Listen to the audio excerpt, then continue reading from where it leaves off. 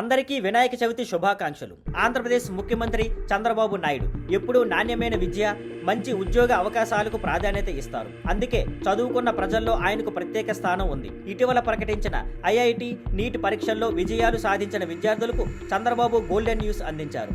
రాష్ట్రంలోని సామాజిక సంక్షేమ రెసిడెన్షియల్ పాఠశాలలో చదివిన 55 మంది ఎస్సీ ఎస్టీ విద్యార్థులు ఈ సంవత్సరం ఐఐటి ఎన్ఐటి నీట్లో సీట్లు సాధించారు. ఇది చంద్రబాబు ఆలోచనతో ప్రారంభమైన పథకం. ఇప్పుడు దాని ఫలితాలు కనబడుతున్నాయి. Doctor BR Ambedkar IIT NEET సెంటర్లో కోచింగ్ తీసుకున్న ఈ 55 మంది విద్యార్థులు సీఎం బాబుని సచివాలయంలో కలిసి తమ విజయాన్ని పంచుకున్నారు. ఈ సందర్భంగా చంద్రబాబు మాట్లాడుతూ ప్రతిష్టాత్మక సంస్థల్లో సీట్లు సాధించిన విద్యార్థులందరినీ అభినందిస్తూ వారికి జ్ఞాపికలు అందించాను. ప్రతి ఒక్కరికి ₹1,00,000 నగదు ప్రోత్సాహకం ఇచ్చాను అని తెలిపారు.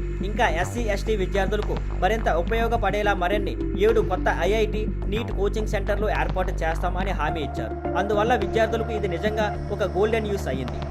Thank you for watching. Please like, share and subscribe.